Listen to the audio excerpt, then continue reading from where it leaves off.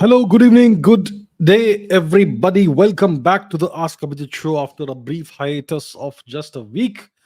I hope you are all doing fantastic, very good. It's great to see your smiling faces once again virtually.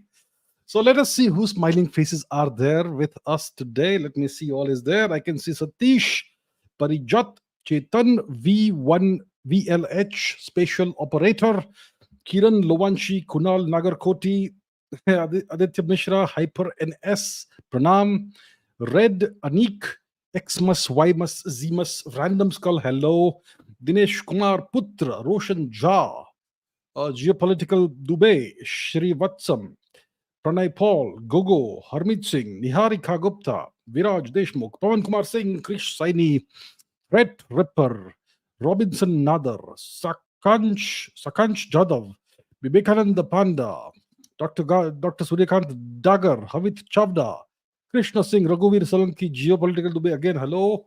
Winter Rangers Wolf Rudra, hi.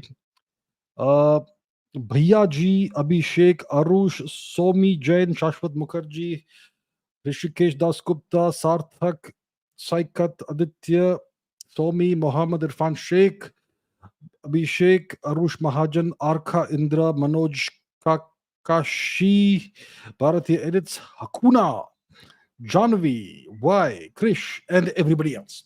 Okay, today I'm going to take questions from the live chat. All interactive, all live. So go ahead, fire away your questions. There's a lot happening in the world as always, and we're going to address as much of that as is possible in this session. And I'm going to have another session tomorrow as well, in which I will take questions that you have asked in the comments. So, with that said, let us see who all is asking me questions. What questions do we have? McLovin has questions. Okay, let's take McLovin's question. Allegedly, Indian army weapons were used by kuki terrorists in the recent bombing terror attacks in Manipur. How did this happen? Yeah. Allegedly, this is what one hears. One hears that some of these terrorists wear allegedly uniforms that seem to have Indian marking, Indian army insignia. What does it mean? We have no idea. Maybe these are stolen from somewhere. Maybe okay, we have no idea. There's 100 ways in which something like this could happen. Maybe they are fake uniforms. Weapons also, circulate. Weapons also tend to circulate around. Uh, let's say in a hypothetical situation, you find AK-47s with terrorists. Does it mean that Russia is involved in the matter because the AK-47 is a Russian weapon? It doesn't mean that Russia is involved.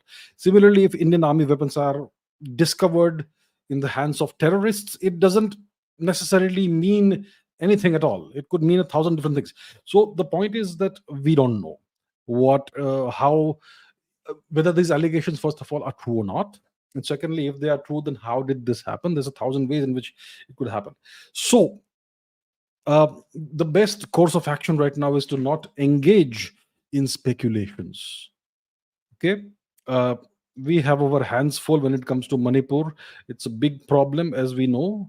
It's cross border terrorism by foreign actors, the cookie terrorists who have been infiltrating in very large numbers in the past few years because of the open border policy that we've had since 1947, 1949, whatever you want to say. So it's not a problem that this government has created, but they're going to have to deal with it. And I assure you, something's going to happen. The solution to the Manipur issue, to the cookie terrorism issue, doesn't lie in Manipur. It doesn't lie on Indian territory. Let me just keep it at that. Okay. Okay. Brijesh SK says, who won in a recent presidential debate between Kamala Harris and Donald Trump? Well, if you look at the American media, the mainstream media, they're portraying it as kind of a win for Kamala Harris. Okay. But as we know, the American media, the mainstream media, is essentially an arm of is the press arm of the Democratic Party.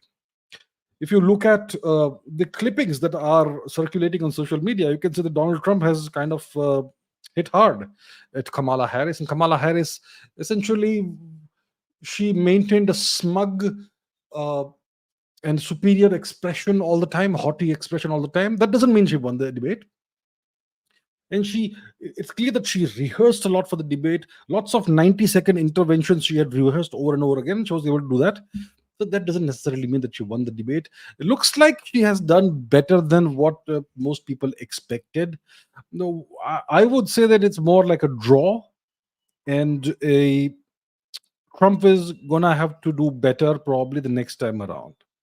You cannot take anybody lightly, even if it is what's her name, Kamala Harris. So I think it's kind of a draw from my perspective, and yeah, that's what.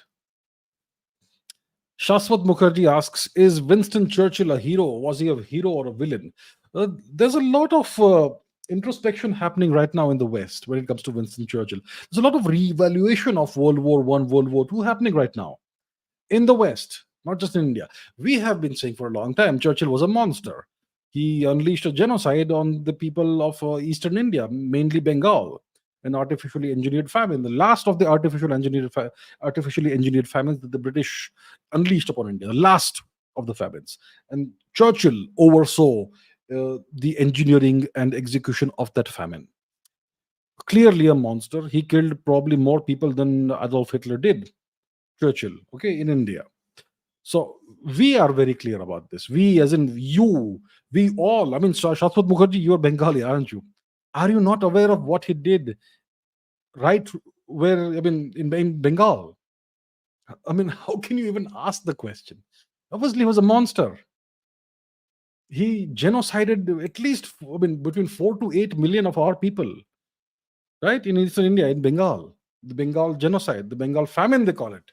And the Western historians have made all kinds of excuses, pathetic, lame excuses to kind of explain that, to try and claim that Churchill did not mean to kill anybody, and so on and so forth. All kinds of ridiculous, pathetic, lame excuses.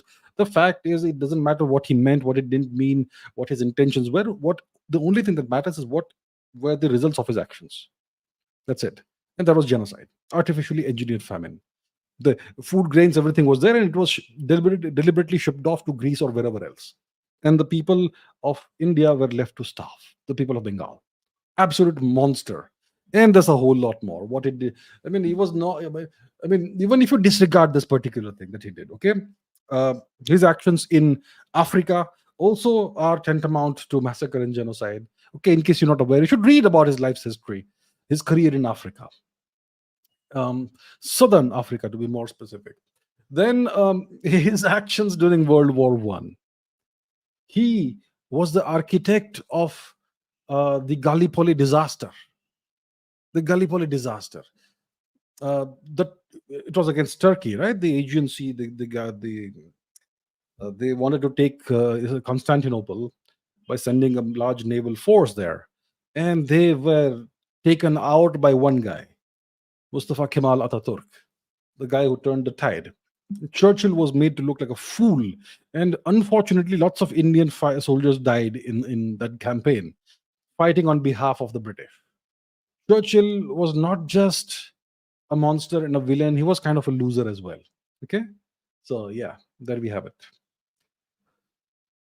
Geopolitical Dubey says, is Russia mediator between Bharat and China? Pranay Paul says, what's going on with China? Is there really some kind of temporary understanding for mutual benefits? I think it's too early to say what's going on between Bharat and China. Whether you look at Pranay's question or Geopolitical Dubey's question, is Russia mediating between India and China, Bharat and China? Look, right now the deal is this. China has been essentially encircled by the Americans geographically. Let's go to the map and we'll see what I mean by that. So where's the map? Here is map. Yes. So we have China here. East of China, you have Japan, South Korea. Then you have the island chains all the way to Guam. This island of Guam here, all controlled by the US. Philippines is controlled by the US. Whether you realize or not, these countries are essentially controlled by the US. Japan and South Korea are under immense US military occupation, permanent occupation. When it comes to Papua New Guinea, Indonesia, Malaysia, Vietnam, Southeast Asia, all of these are essentially to some degree or the other controlled by the US. The Chinese have made a big enemy of India because of their actions over the past 70 years. So China doesn't have a friend there. Pakistan is once again a US vassal. When it comes to Afghanistan, you could say it's kind of on the US side. And then you have the ex-Soviet republics, which are more under the Russian sphere of influence than the Chinese sphere of influence.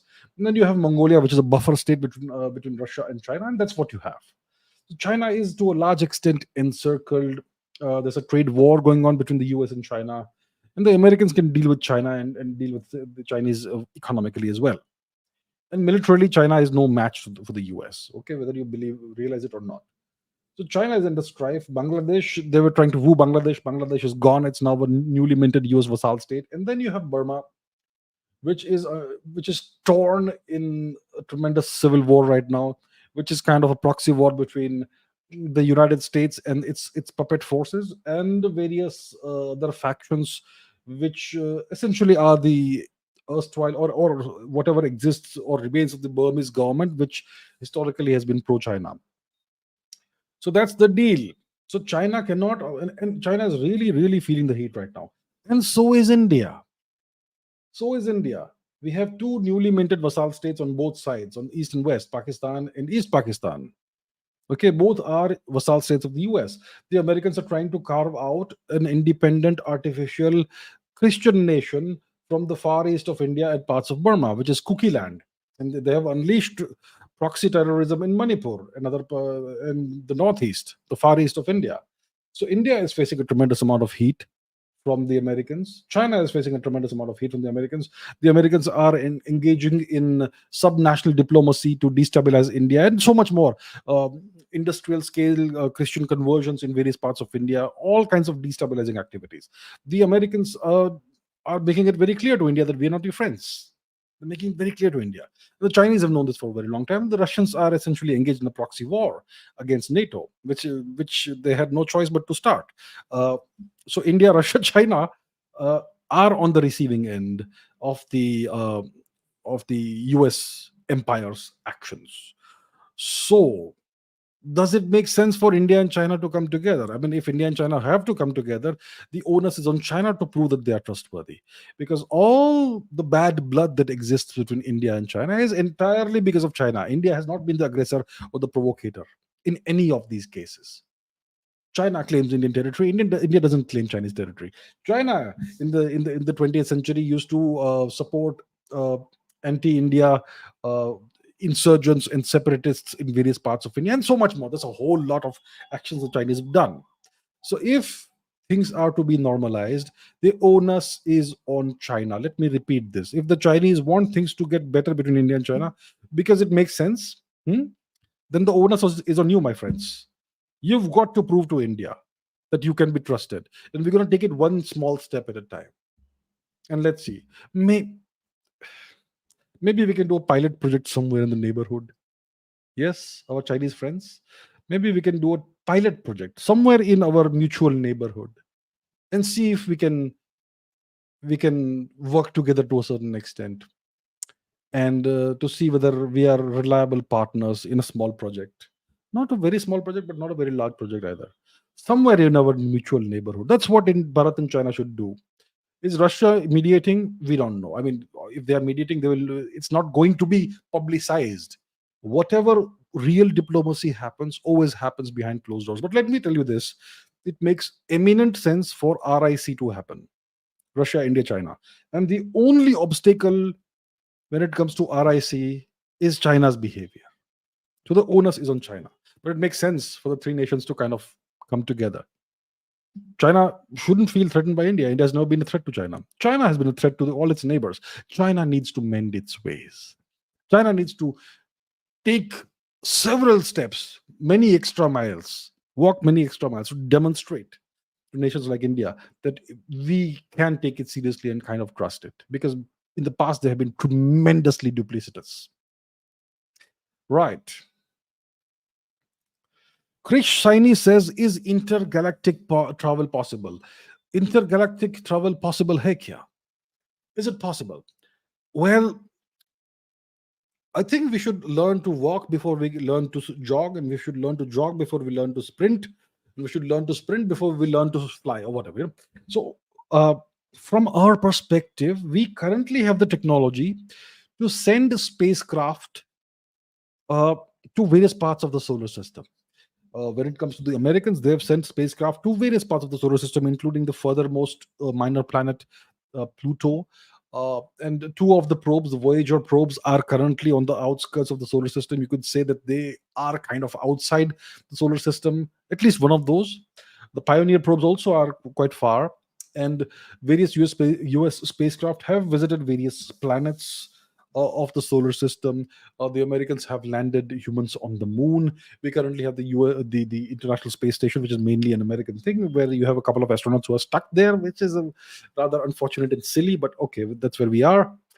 Uh, when it comes to nations like Japan, Japan has achieved a soft landing of a robotic spacecraft on an asteroid, which is fantastic, great achievement. When it comes to Russia, they have done a lot of good work in the past, but recently it looks like they have kind of regressed a little bit. They recently tried to land a spacecraft on the moon a couple of days before the Chandrayaan 3 spacecraft, and unfortunately, that spacecraft crashed. It just made a hard landing on the moon. The Japanese recently, I think, landed a spacecraft on the moon, soft landing, if I'm not mistaken. I hope it was not a hard landing, not a crash, and so on. So there are, and we have obviously Bharat, India. We have achieved soft landing on the moon, Chandrayaan 3, on the second attempt. Chandrayaan 2 had a hard landing. Chandrayaan 3 successfully landed and even did a hop test, and it also sent back the orbiter back to Earth orbit. So it over delivered. It went beyond what was expected, Chandrayaan 3. And Bharat also obviously has uh, is the only nation to successfully send a spacecraft into moon orbit, or into Mars orbit on the first attempt itself. So there are numerous nations that have these capabilities, and right now the most powerful space force, or most powerful force in space exploration, is SpaceX, and they have the technology to send humans to Mars. They currently have it, but they will uh, implement it, or they will roll it out in a phased manner. They will deploy it in a phased manner. So Elon Musk has recently tweeted that in the next few years, humans will reach Mars on his largest rocket. So right now, what's possible is reaching Mars and the moon. These two things are possible. For human beings, that's the limit of our possibility, of our capabilities. Uh, we don't have currently have the capability to go beyond Mars. So, and when it comes to traveling beyond the solar system, that's interstellar travel. You see, traveling from one star to another. So right now, if you use chemical rockets, the most powerful rockets we have are chemical rockets. They rely on chemical propulsion. The impulse comes from chemical reactions, essentially exothermic reactions. Uh, so if you rely on chemical rockets, interstellar travel will take tens or hundreds of thousands of years, just reaching the nearest star. If you use a technology like light sails, which is something we are almost there, maybe a decade or two. So if you use light sails, we may be able to reach the nearest stellar system, Proxima Centauri star system, in about 30, 40 years, which is a tremendous, like a quantum leap, essentially. So interstellar travel could be possible. 30, 40 years, we may even, if we get lucky, be able to send humans on a one-way or even two-way journey to Proxima Centauri. We don't know what's out there, but we could find out, or we could send robotic probes. So we could be on the verge of being able to achieve interstellar travel between stars. So we're talking about distances of a handful of light years. Okay, but when it comes to intergalactic travel, we're talking about millions of light years. Uh, right now, we can't even dream of that. Right now, it's feasible uh, according to the rules of physics. But but if you look at our capabilities, it's science. It's not science fiction. It's almost fantasy. Okay, so intergalactic travel. Let's not think about it right now. Let's think about travel within the solar system. We can think about the moon, we can think about Mars, we can think about Venus, we can think about traveling to an asteroid nearby, locally available asteroid, let's say, and so on. And if you want to send robotic probes, you can actually begin to think about breakthrough starshot, which is sending a probe to Proxima Centauri, the nearest star system. Intergalactic travel, way, way, way in the future, not anything we can do right now. Okay, not Tarun Singh says, Ajit Doval in Russia visit. Why we as country need to explain things to Russia what we did in Ukraine?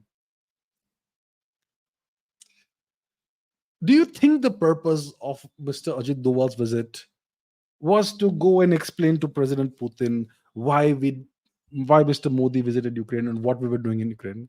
Do you think that's why Mr. Doval has gone to Moscow? Yeah, we know what came out, the video clipping that came out. That was a video clipping. So Mr. Doval sits across the table with Mr. Putin face to face. It's not a long table, it's a friendly short table, okay? And Mr. Doval is speaking in English, and Mr. Putin has this translation thing, and he's nodding, and Mr. Doval is saying that Prime Minister Modi has sent me specially over here to convey to you directly and personally what happened in Ukraine and the visit with the meeting with Mr. Zelensky and so on and so forth. That's what he said in a 30-second or 60-second clip to Mr. Putin on camera. Do you know that diplomacy actually happens behind closed doors where there are no cameras? And do you think that that was the real purpose of Mr. Doval's visit to Moscow and his meeting with Mr. Putin? The real meeting happened when the cameras was sent out. And what the real agenda was, that's not for the world to know. Okay? We as a country need to explain nothing to anyone. We as a country, when we meet with the leader of another country, we discuss things of mutual national interest, wherever our national interests converge and align. And when it comes to India and Russia, there is a significant convergence of our national interests. So that's what would have been discussed, various aspects and factors in that vicinity, in that domain, in that direction. What was said on camera was for the benefit of the media and for the benefit of the public. The public needs to be told something, so we will say something that makes some kind of sense from the public's perspective. Public is dumb, right? That's how it goes. So Mr. Doval has not gone there to give any explanations to Mr. Putin. Mr. Putin is not silly. He's not stupid. He knows exactly why Mr. Modi went to Ukraine. Mr. Putin knows better than anybody else what Mr. Modi was doing in Ukraine and why he met Mr. Zelensky. Putin doesn't need any explanations. The discussion that would have happened would have been about future plans and convergence of mutual national interest. Things that go beyond Ukraine. Things that go in various other directions. So please think beyond the obvious. Please think beyond the obvious. Think a little bit more. What you see on the screen is not the entire world. That is just meant for public consumption. What really happens is something else entirely. Why don't you people understand this? Please think. Okay. All right. Let's see. Savindra says, I've been using a ton of ChatGPT and Meta's AI. I can't find a single Indian source AI. Scared to lose more to the white masters collecting our data more and more. My view is I've been seeing this for quite some time. Where's the Indian AI systems? If we have any, we don't see it. We've had some artificial intelligence AI systems that have been apparently developed by India, the Krutrim or whatever comes to mind, and then it turns out it's just a Chat GPT wrapper. So that's the kind of thing we do. Maybe there are some AIs that are being developed in India, but for that, you first of all need a tremendous amount of data, very large data sets. That's something the Americans have. That's what Facebook, Meta, etc., Twitter, Google, they have tremendous amounts of data. Oceans of data. That's the first thing you need to create an AI system. The second thing you need is a tremendous amount of computing power. the highest end chips and tons of those. So AI is the cutting edge technology of the day to day, and it's the most expensive technology of the day to day of today's era. Uh, so maybe that's something that handicaps Indian companies. If you have Indian startups, they typically don't have the kind of money that you would need to be able to compete with OpenAI or Meta or whatever. Um, but you've got to find solutions. One of the things that is hampering India is that we don't produce our own semiconductors. We are dependent on the Americans or whoever else. You want to create an AI system, you need NVIDIA GPUs, not CPUs, GPUs, and the best of the class, right? Right, and those are really expensive. And it's not like a 4 or 5 GPUs you need. You need tens of thousands of those. You need to string them together essentially, and yeah, that's how you create an AI. Then you have to obviously fine tune it and so on and so forth. So that's the problem we are facing here. We don't have our own semiconductor manufacturing ecosystem. We depend on foreign countries. That's what always hamstrings India. We have not invested in these things. But now, what to do? You got to do something about it.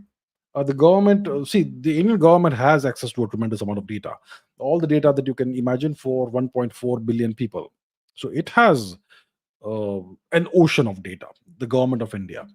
Now, are we quietly deploying an AI system of our own? I don't know. Okay, if it is being done, it may be done behind closed doors or whatever. But in the public, there is no Indian AI system, and that's kind of disappointing. I mean, we need to have these systems of our own. We need to have these platforms of our own. A homegrown AI system, or a family, or different homegrown Indian AI systems that are publicly available. That would be good to have. AI systems that can converse in Indian languages, native Indian languages, indigenous Indian languages, all that we need. And if we don't do that, then we're gonna just essentially abdicate our sovereignty, give away our sovereignty to the West. So that's the long and the short of it, and we do need to do something about this. Vyom says, why does Kamala Harris call herself black rather than Indian? Well, look, ethnically, if you look at her ethnic background, she's 50% Indian, maybe 30-40% black, and about some percentage, whatever is left, probably white. Okay. So her father was a mixed race person, mainly black, but also some white.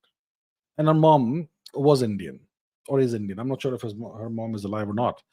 Uh, so she is mixed race. She is 50% Indian. The major component of her ethnicity is Indian. That's the dominant component of her ethnicity. But when it comes to the US, I mean, if you're mixed race, you kind of look like you can pass off as anything. And she isn't, definitely not very fair skinned. So for most Americans who are not aware of her ethnic background, they would imagine that she's black. And these days, the black people are kind of the dominant ethnic group in the US, at least apparently. And she would like to take full advantage of that. So she's like a chameleon. She switches from black to Indian depending on the context.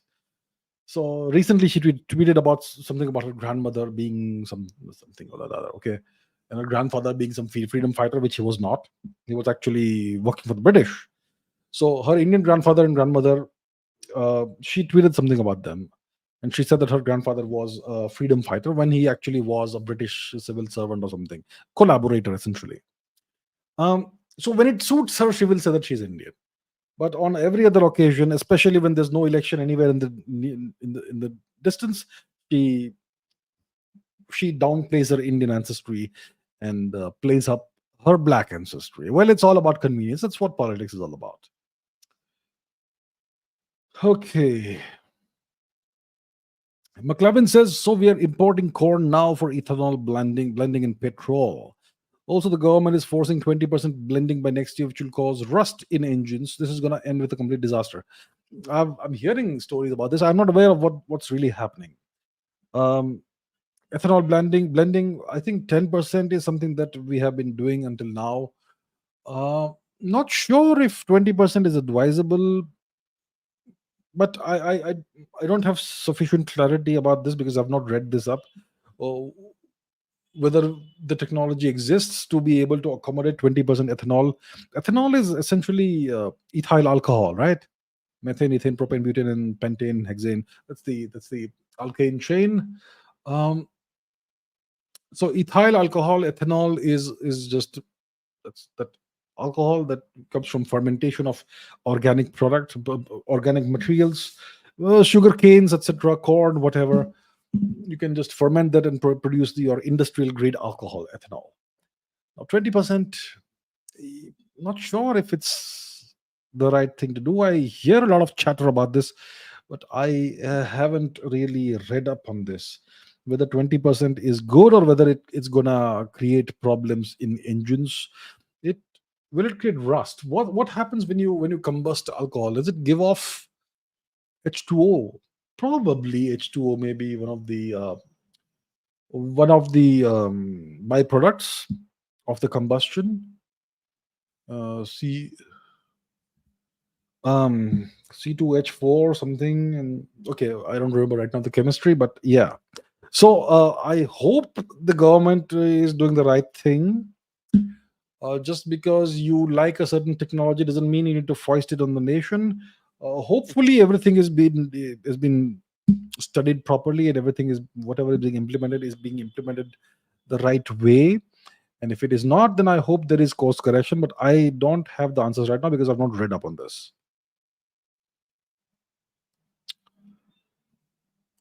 Pritam Sharma says, "Is India planning on bombing or interfering in Myanmar civil war?"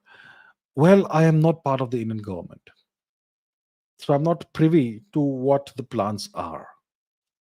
I have said that the solution to the Manipur terrorism crisis lies outside the borders of India and of Manipur. But if whatever the plans are, obviously they're not going to announce them to the public, and they're not going to announce them to me. So I can't tell you.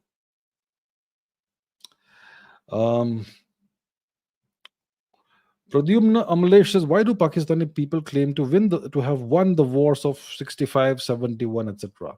Look, when you have lost multiple wars, it's demoralizing, it's depressing. So then you invent fictitious narratives that you won the wars, right? So I don't blame them for it. I mean, how depressing can it be? Imagine that you lost all the wars. So that's why, right? It's simple. It's just to cope with the stress and with the depression that comes with having lost all the wars.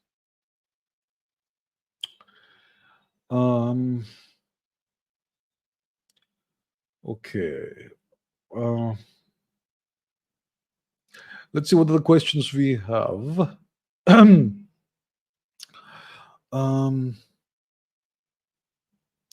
Okay, Arkha Manna says, is BRICS currency really going to happen to counter the USD hegemony? I don't know. I mean, the recent BRICS, the last BRICS summit was in South Africa. I think it was last year.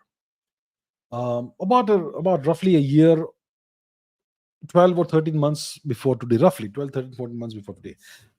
And there was chatter before the BRICS summit happened that BRICS would announce a BRICS currency that would be backed by gold in a basket of commodities. But it did not happen. And India kind of said before the BRICS summit that we're not really interested in that sort of currency. And then the currency was never announced, and nothing major happened after that when it comes to the BRICS currency, any potential BRICS currency. This time, the BRICS summit will happen soon enough, probably in October, if I'm not mistaken. And there's been no talk of a BRICS currency this time. So if it's going to happen, maybe it's not going to happen this time. Maybe it's something that we're planning for the future. Maybe we're planning it. Maybe we're not planning it. I'm not really sure.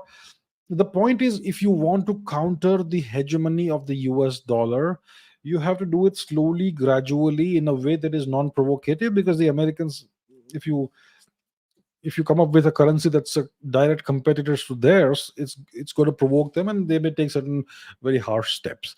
You don't want that to happen. You want to do it slowly, gradually. Learn from the Chinese. The Chinese are past masters at this, the salami slicing methodology.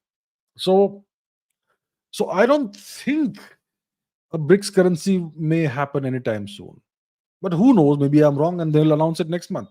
Who knows? So I think the likelihood is less, but let's see how it goes. Let's see how it goes. Uh, but yes, eventually the world will kind of slowly, gradually move away from the US dollar because it's a catastrophe waiting to happen. It's just a paper currency held together by the threat of force. That's what it is. The only thing that keeps the US dollar afloat is the US global power projection capability. That's what keeps the US dollar uh, afloat as the global reserve currency. The moment that hypothetically disappears, nobody will use the US dollar. And people may go back to gold based currencies, gold backed currencies or something. So the way to end the hegemony of the US dollar is not to put out a rival currency. Maybe it is, but I think what you really need to do is challenge the Americans on every other front. That really needs to happen. And some currencies may obviously slowly become more relevant. Not the euro, definitely. Maybe the ruble, maybe the yuan, maybe hopefully the rupee, but we'll have to see.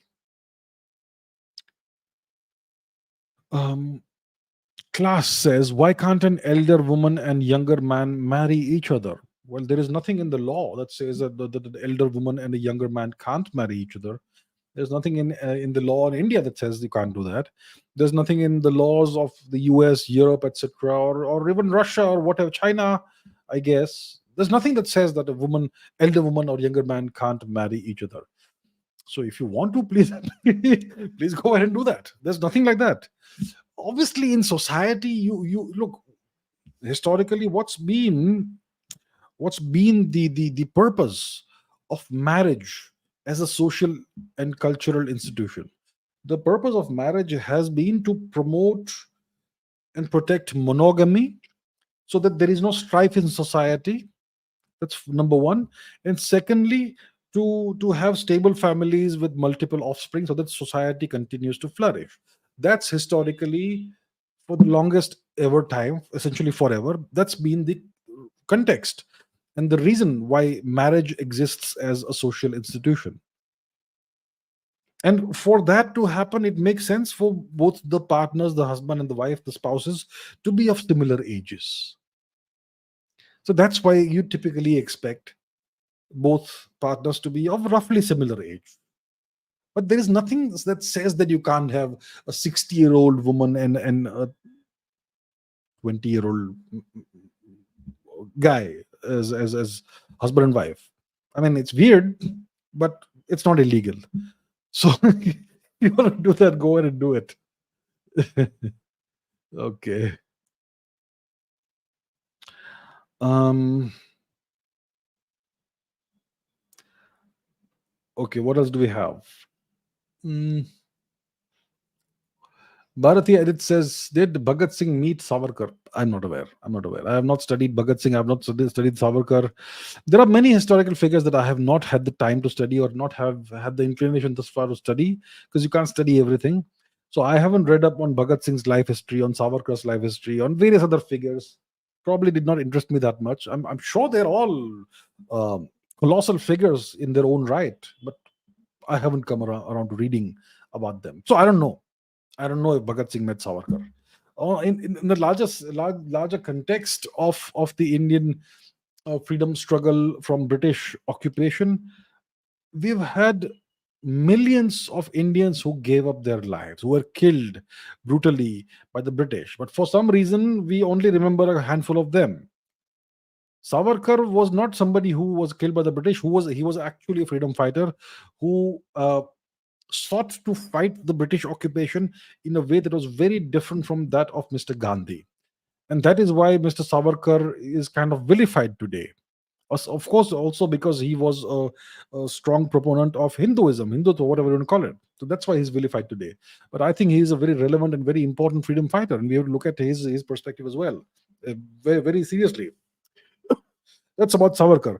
About Bhagat Singh, clearly a very brave guy, a very brave man who gave up his life for the country, as did millions of others. So I'm not sure I mean, you obviously, I am would be the last person to take away from what Bhagat Singh did, but let's also remember the millions of others who were no less brave. Why don't we remember those? Why don't we have a day of remembrance for those who the British killed in 1857? Why don't we have a day of remembrance for the hundreds of millions that the British killed in the artificially engineered famines? The British killed at least 10 million people in the aftermath of the 1857 War of Independence, in the decade after 1857. Why don't we have a day of remembrance for those people? Why do we insist on remembering only a handful of people? I'm not saying that we should not remember them. I mean that we should remember all of our people. Their sacrifices were no less than those of the ones we remember. So we need to have a bigger, broader perspective of our freedom struggle, of the real freedom struggle, in which millions of our people died. We don't remember them, and we remember the people who are portrayed as freedom fighters. I'm not saying Bhagat Singh and Savarkar are those. They were real freedom fighters, no doubt. Bhagat Singh gave up his life. Savarkar suffered so much. There are others who are portrayed as freedom fighters and so on, who were not really freedom fighters. Well, it's all about perspective, isn't it? And it's all about, well, what narrative you swallow. Uh, Abhinash Acharya says, what are some of the countries where Indians could settle and live a decent life in their later years? Well, hopefully India, well, hopefully Bharat. India has so many problems. When I mean, I meet so many people in India who say my city is the best city in the world. Yes, of course, I have to travel. I have to commute 4 hours a day. I know that I'm struggling from the time I wake up to the time I sleep, but no, my city is the best city in the world. This is what happens when you don't travel. You should travel. You should go to other countries. Then you will realize how many problems this country has. I hope these problems are solved. Most of the problems are solvable. Will take time, will take some effort, but every problem is solvable. Whether it's the pollution, whether it's the corruption, whether it's the crumbling infrastructure, whether it is whatever else, every problem can be solved in this country. The solutions are pretty simple, but hard to implement without political will, and political will is difficult, but so on and so forth. The point is, I hope India is one of those countries where Indians can settle and live a decent life in their later years. Well, if you can't, obviously you have the Western countries, but these days there is increasing opposition to Indians in the West, but I'm sure most Western countries are still quite decent and with good people. And obviously, their infrastructure is top notch. The quality of life is excellent. Uh, so Indians historically have wanted to go to the English speaking countries, either the US or the UK or Australia. Some would want to go to New Zealand. Lots of Indians wanted to go to Canada. Now Canada is no longer an attractive destination unless you are really uh, well accomplished and you have a high paying job or you are very rich. uh, but yes, if you have a lot of money and if you have a great income and great savings, then Canada, then any of the Five Eyes countries, Anglosphere countries, is a decent place to go and settle down in. If you can speak various local European languages, then you can go to France, Italy, Spain, wherever, Portugal. The Nordic countries are under a lot of strife now because of illegal immigration, but well, there you have it. And when it comes to other countries, let's say Eastern countries, I believe the UAE has good options for settling down. The UAE is a first world country, lots and lots of Indians there. The majority population is Indians. And then you can think of nations like Thailand, perhaps. Thailand also is a very welcoming country. Not a first world country for sure, slightly better quality of life than India, actually significantly better quality of life than India. Thailand, especially in large cities and so on and so forth, they have a problem in the sense that most Thai people don't really speak English, which I actually admire about them, that they are not slave-minded. But it's culturally very compatible with India, Thailand. They essentially practice our culture in their own way, uh, if you know how to recognize it. So there's plenty of countries like that where you could go and settle down and have a decent life in your later years. The point is, if you have sufficient funds, if you have sufficient resources, if you have sufficient savings, then you can have a decent life essentially anywhere in the world. So that's what is more important than where you go. Have sufficient wealth that you can live a decent life, good life anywhere. Um, Vishaka Nair says, how does a nuclear bomb work? Is there any fictional weapon that could be more powerful than a nuke that is scientifically possible? So I have a video on this channel, which is a crash course on nuclear physics, and it tells you how nuclear weapons work. Let me try and bring that out over here. So let's go to, let me share the screen. This is my channel. Let me search for crash course. Crash course. And you will see not the philosophy crash course, but the nuclear physics and nuclear weapons crash course, which is about 13 minutes. It's from 3 years ago. If you have 13 minutes to spare, watch this video and it will tell you exactly how nuclear weapons work. So, nuclear weapons, just to answer it despite giving you that reference as well, nuclear weapons are of two kinds. Fission weapons, mainly two kinds. There's more, but mainly two kinds: fission weapons and fission fusion two-stage weapons. A fission weapon, it essentially, the principle behind it is nuclear fission. Neutrons split uranium atoms and release a tremendous amount of energy, and that creates a chain reaction that goes out of control, and that is your nuclear reaction chain reaction, which releases a tremendous amount of energy in a very short amount of time, and that is your standard nuclear fission bomb. But if you want to take it a level further, a whole different next level thing, essentially, like you say, then you use the initial fission reaction as the trigger for a fusion reaction. So you have deuterium pellets, etc., whatever that you fuse together, and so on. And that fusion reaction, that implosion, creates a fusion reaction that releases even more energy than a fission reaction. That's a thermonuclear hydrogen bomb or thermonuclear fission fusion bomb. So that's the two major kinds of nuclear weapons. And the principles behind it you can study in quantum mechanics. Is there any fictional weapon that could be more powerful than a nuke that is scientifically possible? Yes. According to the laws of physics, you can have the most powerful weapon you can imagine, which is more powerful than a nuke, than a fusion nuclear bomb, is an antimatter bomb. So antimatter is like normal matter, but it has opposite charges, opposite quantum numbers. And you bring antimatter and matter together, they simply annihilate and release pure energy. And gram for gram, antimatter releases way more energy than a nuclear fusion reaction. But antimatter is incredibly scarce. There's a very, very small amount of antimatter that has been produced ever in all the colliders, etc., that we have in physics labs, gigantic physics labs like the LHC, Large Hadron Collider. Maybe we have a few milligrams at most that have ever been produced of antimatter. So if you were to put a price tag on antimatter, it would be a few $1 trillion per kilo. Few $1 trillion per kilo. That's the kind of price it is. But if you have 1 kilo of antimatter, it will far give way more energy than a kilo of uranium or plutonium. So the most powerful weapon you can imagine is an antimatter weapon, antimatter bomb, that I can think of right now. I'm sure you can possibly think of something worse. Maybe a black hole weapon, something. But yeah, explosive power, antimatter is, I would say, the ultimate. Okay.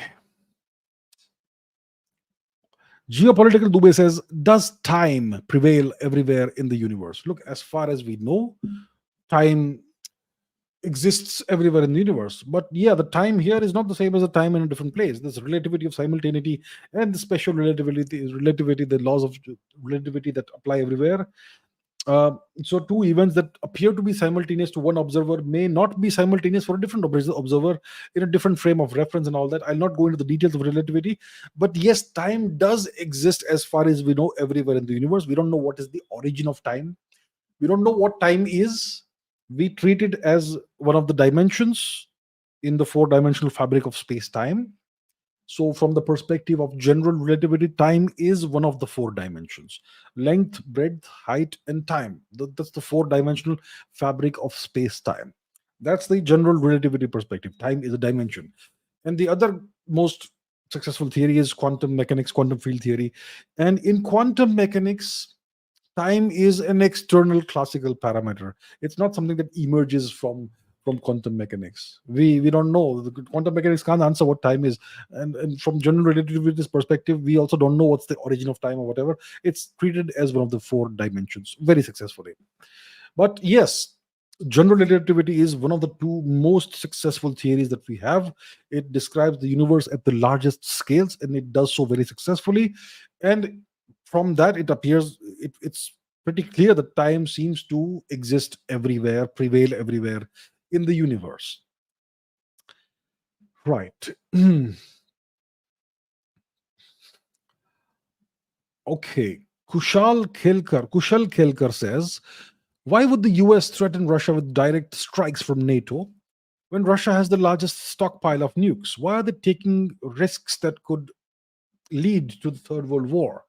So, yeah, recently the Americans, I think they've said that they will allow Ukraine to launch strikes on Russia, direct strikes on Russia with NATO weapons, long range missiles that belong to NATO. And Putin very calmly said in response to that if uh, Ukraine or whoever uses NATO issued long range missiles or whatever those weapons are against Russia, the first hit, the first impact will be the beginning of a direct war between Russia and NATO. He has made it very clear. And please understand one thing: Putin has a long history in public life, and he doesn't bluff.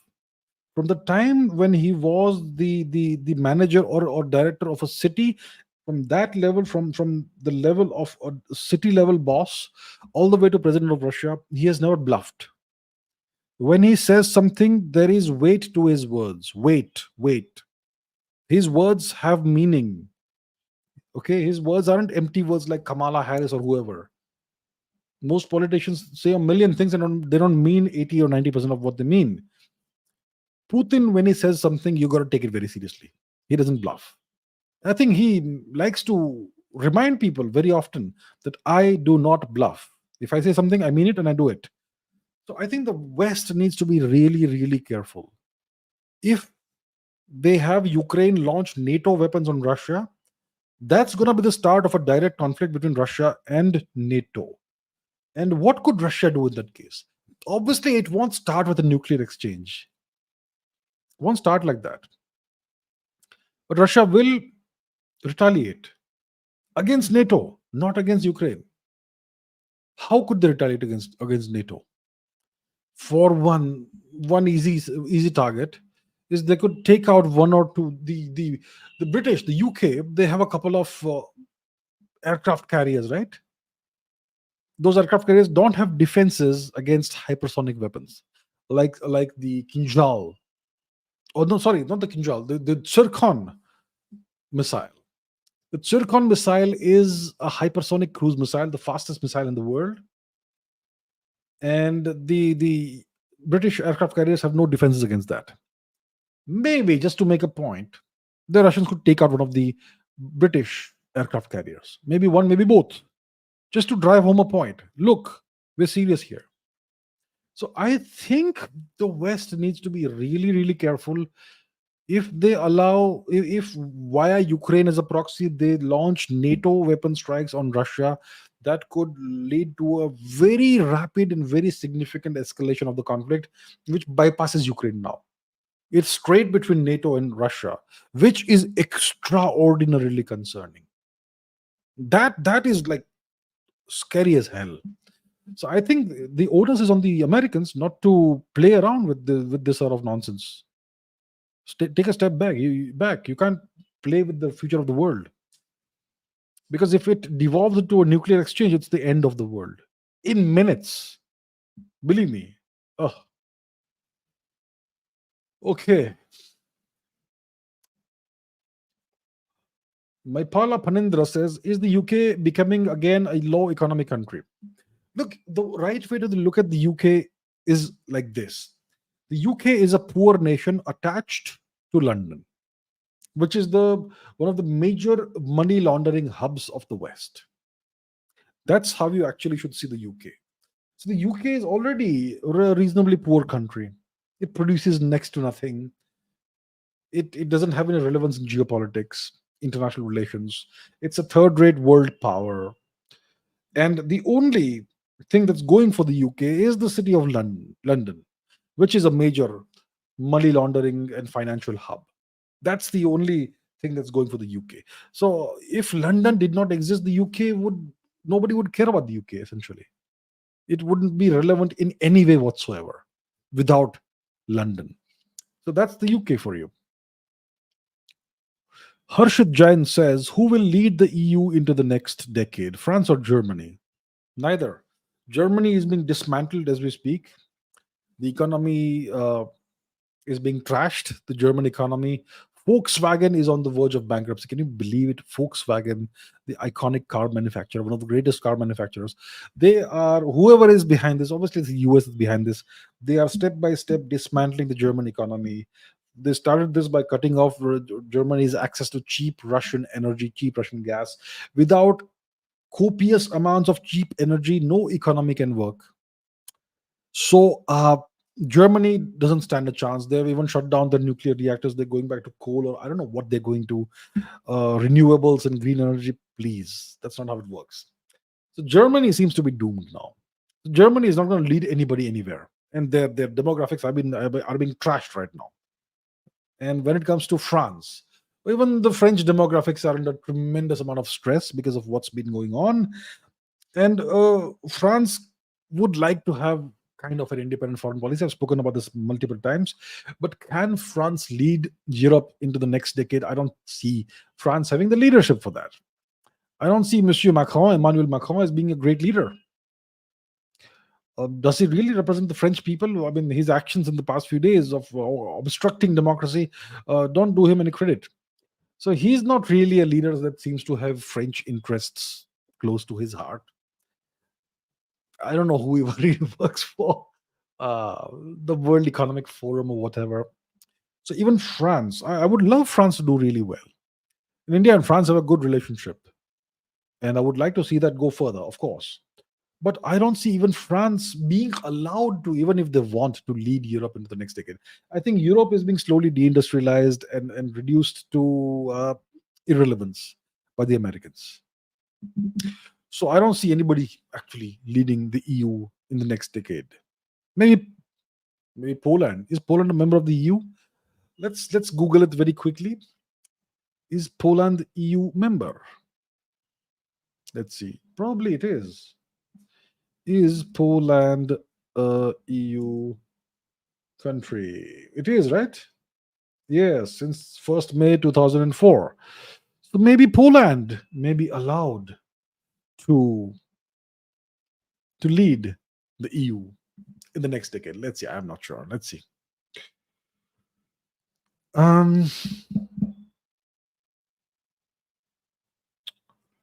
Okay, what other questions? Sohail Khan says France has to look beyond culture and language and address actual issues. Look, the French have a lot of things going for them culturally. It's all about what is it? About sitting on past laurels. That applies to the entirety of Europe. Europe used to be great in the past until World War One, World War Two, and until the European tribal wars that devastated the whole of Europe and established the US as the principal power in Western Europe. So today, Europe is like Disneyland for the Americans. They have these nice cities, well planned cities. They have these castles and these historical places that the Americans and Chinese and whatever else, Indians sometimes come to visit. And that's how the European economy grows. The Europeans don't have any startup culture. They don't have any gigantic industries apart from a few that used to exist in Germany. They have a very laid back work culture. They don't have that drive that the Americans have. So that applies to France as well.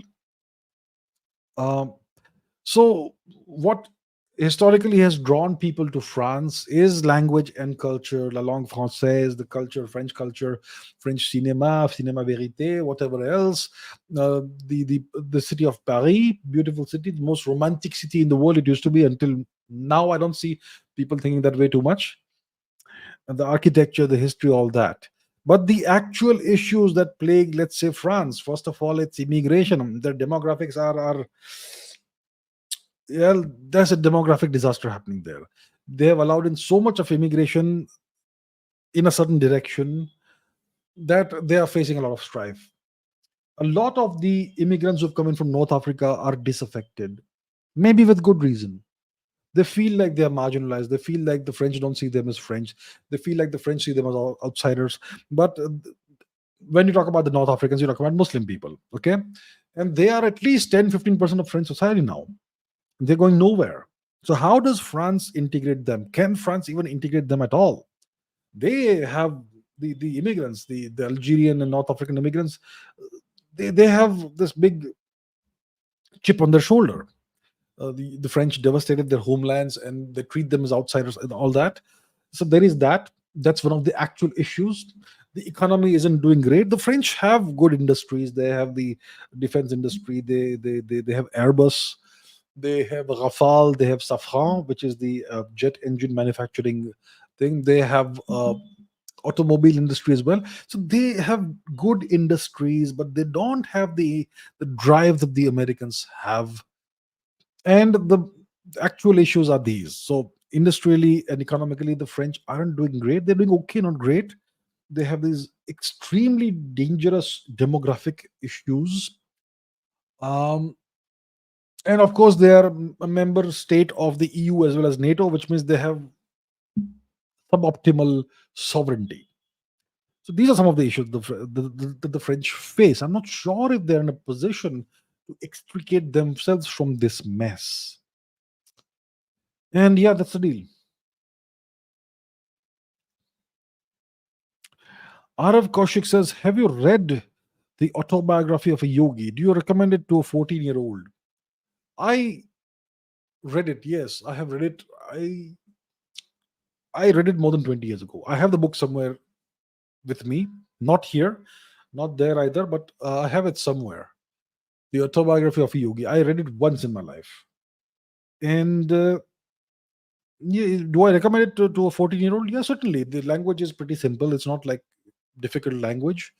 And maybe you will gain something out of it. Maybe you will gain inspiration. Maybe you'll gain answers to spiritual questions or whatever. So I would certainly recommend you read it. I think Steve Jobs recommended that book, didn't he? I think he gave a copy of that book to everybody who attended his funeral or something. So if Steve Jobs recommends it, I think it must be a good book. So I would also say go ahead, read it if you're curious about it. It's not a long read. You may be able to read it in a day or so, depending on your speed. So yeah, go for it. Read it. You may gain something significant from the book. Avinash says, why did Russia help India in the 1971 war? Why do nations do what they do? Generally, nations do whatever they do on the geopolitical domain, on the geopolitical field, out of national interest, out of their own national interest, out of self interest. So if Russia helped India in 71, it helped it helped them further and advance their interests. They did not want the Americans. See, in 71, in the 20th century, during the Cold War era, India was a Russian ally. Your teachers and the media will say that we were a non-aligned country. That's BS. We claimed to be non-aligned, but we were a Russian ally. Okay? It's as simple as that. India was on the Russian side of the Cold War divide. So, from Russia's perspective, India was a major asset for them in the Asian theater, in the Asia in the Indian Ocean theater, in the Asia theater. The second largest nation, second most populous nation in Asia, definitely a prized asset. And they did not want India to succumb to the Americans and to lose a war. Pakistan, they wanted India to remain strong to a certain extent, not too strong, but not too weak either.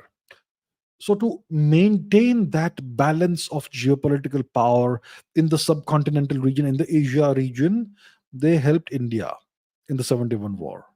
Because this was a conflict between a proxy conflict to some extent between the Americans and the Russians.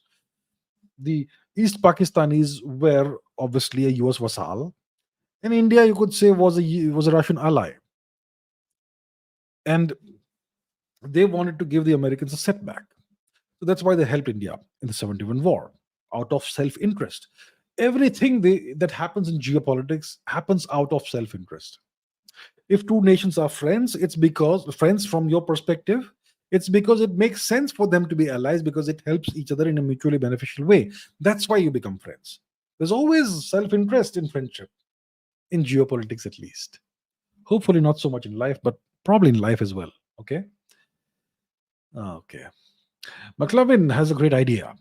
You have more than 200 podcasts on YouTube. Maybe we can take all the data and create an AI Abhijit with whom we can interact with. Maybe even your grandkids can. Yeah, I'm sure it's possible. It's definitely possible. I have hundreds of hours of unfiltered interaction on YouTube. Hundreds of hours of it. More than 200 Ask Abhijit sessions, roughly 90 minutes each. So that's 2,000 minutes, 18,000 minutes. I don't know how many hours that is, but it's 300 hours roughly. And I have other podcasts as well. So yeah, hundreds of hours of me speaking unfiltered on YouTube. So, and on a very wide range of topics, history, geopolitics, science. I also have podcasts, not podcasts, I have these videos, vlog videos, which you may not be aware of, in which I've documented my fasting journey, a couple of fasting journeys, water fasting, and other stuff. So there's a whole lot of content of me on the internet, on YouTube. You can certainly collate it all together and create an AI version of me from that, whom anybody can interact with. The technology already does exist. So yeah, it's certainly feasible for sure. Certainly feasible for sure. Okay, Arkamanna says, is a colony on Mars possible by 2050? What are the major challenges? A colony on Mars is possible by 2050, depending based on the capabilities that SpaceX currently has. Their most powerful rocket is called the Starship, right? And it's capable of transporting several hundred tons of payload to Mars. And it needs a few more tests, obviously. But that's the thing about SpaceX. They test their capabilities very rapidly. The first Starship was tested and it took off, and then they had to detonate it. But it did well, and then just a few weeks or months later they tested it and it performed much better. So in a couple of years they've done multiple tests, and each test has been an improvement on the previous capabilities, and Starship is almost there. So they're gonna, in the next couple of years, they will send a couple of missions to Mars, unmanned missions, just to make sure that the rocket works as expected. And in this decade, we're gonna have humans reaching the moon. That's what Elon Musk has tweeted. Now, maybe it's an optimistic, very optimistic projection. Maybe it's not.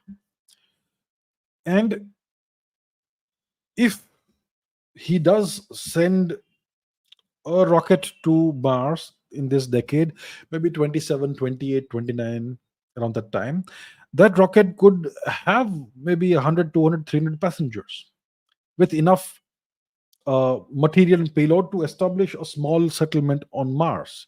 So you may have that by 2040 itself, a small Mars colony. And then you send another 20 rockets, another 20, trips you do, and you can have a whole village or town set up on Mars by 2050. It's definitely very much possible. What are the major challenges? The major challenges are probably the US government. Will they allow Elon Musk to do everything that he wants? He certainly has a technological capability to do that. The rocket is definitely almost proven. It will be proven properly in a couple of years if it does a couple of trips as expected without any problems, without any glitches to Mars. Then you're gonna have human space flights to Mars. So I think the major impediment could be the US government, whether they come and stand in his way and create problems for him. Apart from that, I don't see any major challenges unless there are any setbacks in the development of the Starship rocket. I don't see any major challenges apart from that. Okay. Shrivatsa says, how far are we from achieving fusion power plants? I mean, fusion power plants is um, essentially it's controlled nuclear fusion. So there are two kinds of nuclear reactions: exothermic nuclear reactions, fission and fusion. Fission is when you split an atom, split the nucleus of an atom. That's what that releases a tremendous amount of energy.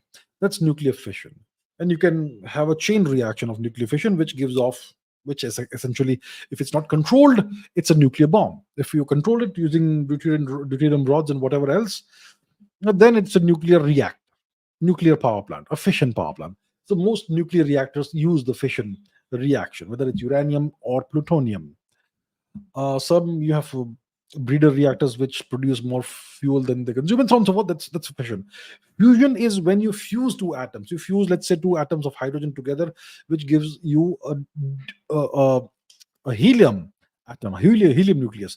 And that, if you're able to do that, squeeze them together and infuse them, that gives off way more energy than a fission reaction. So fusion is much more energetic. The energy output is way more than a fission reaction. But to fuse an atom together, two atoms together, requires incredible amounts of energy. So to spend money, you have to earn money, you have to burn money first, right? That sort of thing. So that's the deal with fusion.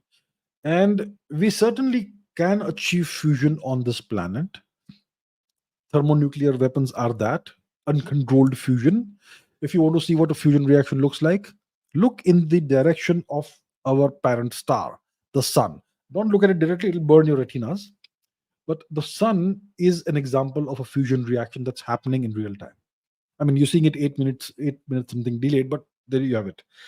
So to achieve controlled fusion is extremely difficult. It's proven almost impossible thus far. But there are certain experiments that are ongoing in certain parts of the world. There's one in China, there's one somewhere else, in which we seem to be inching closer and closer to achieving sustained and controlled fusion. You usually use magnetic confinement of the plasma. It's plasma that you're trying to fuse together, and you use magnetic confinement, a device like a tokamak or something similar, and you hope to achieve fusion with that. So I think that's the approach that's been used, and I don't think we are very far from possibly having controlled fusion on Earth. Maybe within a decade or two, we may be able to do that. Maybe sooner. Who knows? Okay, Krishna Singh asks an interesting question. If India somehow lost a war with China in the future, will it create a chance to implement Hindu ideology one-party system in India because democracy is killing the potential of Indians? That's a rather interesting question you ask. So consider this entirely fictitious, entirely hypothetical scenario. Okay, completely hypothetical. Don't hate me for doing a thought experiment, a Gedanken experiment. So in this imaginary experiment, India loses a war to China, and India comes under Chinese domination, control, whatever you want to call it. Now, the first question is: will the Chinese, in such a completely fictitious, ridiculous, hypothetical scenario, will the Chinese want to occupy India militarily? I think it's a fool's errand. The Chinese would not want to, in this imaginary, hypothetical scenario, they would not want to occupy India militarily. What they would want in this imaginary scenario is to place a puppet government in power in Delhi that will control the country and be a vassal to the Chinese Communist Party. That's what the Chinese would most likely want in this imaginary scenario. So what kind of puppet government will they install in this imaginary scenario? They will install a government that is very similar to the one that they have. A one party system, political parties in this imaginary scenario will be banned. Democracy in this imaginary scenario will be banned. Look, the Chinese have often criticized India very strongly. Okay, they've been doing it for quite some time. What are the criticisms they have of India? One is that India, in their words, is it's in from the Chinese perspective, India is a slave of the West and a lapdog of the West. What do they mean by this? They mean that we are so deeply mentally and colonized in various ways that we are still carrying on the system that was used to colonize us. The system of governance that the colonizers imposed upon us when they were occupying India, we have continued that since 47, like a good slave. So that's what the Chinese criticize, and their criticism is entirely justified. That's one. That's one criticism the Chinese have of India, that we are slaves of the West and lapdogs of the West. The second criticism that they have is that there's too much democracy in India. And they use India as an example of what happens when you have democracy. A country that doesn't work, that's paralyzed by 1,000 different forces pulling it in 1,000 different directions. And the end result is inertia. And that's what India is. India has never risen to its potential the past whatever years, since 47. So these are the two Chinese criticisms of India. And these are valid criticisms. But we get upset about it. Try and understand what they're trying to say. The Chinese don't hate India. They are contemptuous of India because we have not decolonized. They don't respect India because we are still like good slaves continuing to whip ourselves after the masters have gone. So if the Chinese in this imaginary scenario win a war against India and they install a puppet government in India, it's going to be a one party system. It's going to be authoritarian. There's going to be no democracy. Will it be a Hindu system? Maybe it will. The Chinese have no issue with Hinduism. The Chinese have absolutely no issue with Hinduism. The Chinese have an issue with secularism. They don't believe in secularism. Have the Chinese implemented secularism in China? They tolerate Buddhism and the indigenous Chinese culture and religion these days. In the past, the CCP was extremely harsh on Buddhism and all religion. Today, the CCP kind of promotes Buddhism as an indigenous Chinese religion. They claim that Buddhism is indigenous to China because it's been in China for 2,000 years. So now it's an indigenous Chinese religion, no longer Indian. It's Buddhism with Chinese characteristics. So the Chinese promote Buddhism. They allow people to practice whatever religion they want if they want to. Most Chinese are still atheists, but India is not an atheistic country, and the Chinese will definitely not allow in this imaginary hypothetical scenario. They will not allow this nonsensical secularist ideology to continue. They probably will be okay with a Hindu government. Maybe they will install a vassal state, a one-party authoritarian regime, which is a Hindu regime, which actually may be a better thing for India than what we have today. I am not by any means recommending that India should lose to China in a war or any such thing. I'm just saying that that's what they may actually do in this completely hypothetical, imaginary scenario. But yes, the Chinese criticisms of India are very valid. India has too much democracy, which means that India has the kind of democratic system that is inimical to India's interests.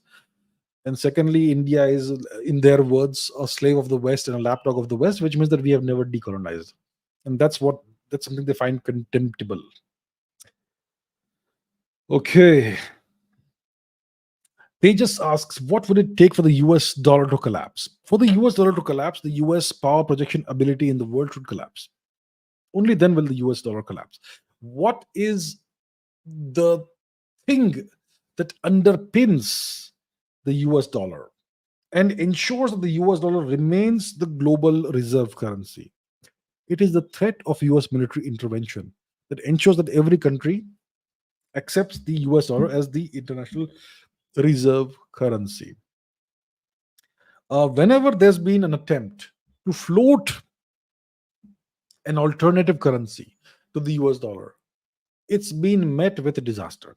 Muammar Gaddafi tried to float an African currency based, uh, backed by gold. And you know what happened to him? You know what happened to his country?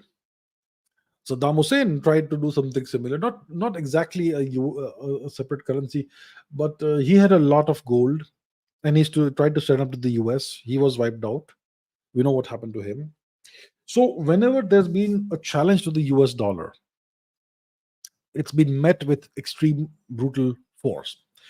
So that's why the US dollar remains the world's reserve currency.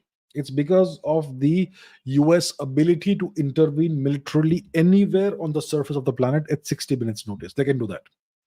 That's why the US dollar remains the reserve currency. So what would it take for the US dollar to collapse? What it will take is the collapse of the US global power projection capability, which means the collapse of the superpower status of the US. Why does the US have this global power projection capability? Because they have more than 800 extraterritorial military bases spread all across the world. Extraterritorial means outside of US territory, more than 800. That's why the US dollar is the world's reserve currency. So that's the cause and effect thing. Devavrat Singh says, how do physicists explain time? Is it totally explained, or is there some great mystery behind it? There are two ways in which we explain time, or we incorporate time in our theories. In general relativity or in special relativity, let's talk about general relativity. In general relativity, time is one of the four dimensions. One of the four dimensions of the fabric of the universe. The fabric of the universe is called space time. It is the stage on which or within which all events in the universe take place. This fabric has four dimensions: length, breadth, height, and time. So, time is one of the four fundamental dimensions. And space time itself is curved, it is warped by the presence of mass. So, the presence of mass curves space time, not just space, but also time. And the curvature of space time tells mass how to move. That's the interplay, that's the dance between uh, massive objects and the fabric in which they reside, space time. So, from the perspective of general relativity, time is one of the four fundamental dimensions.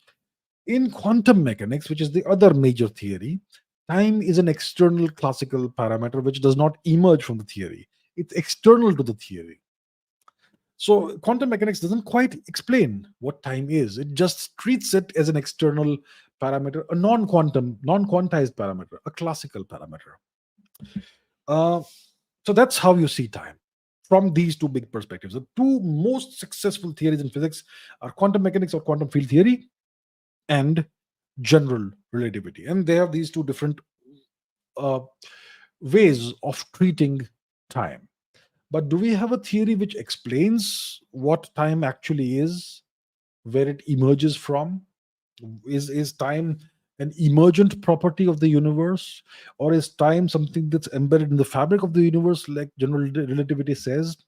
Or is time something that is external to the universe, just like it's an external parameter in quantum mechanics?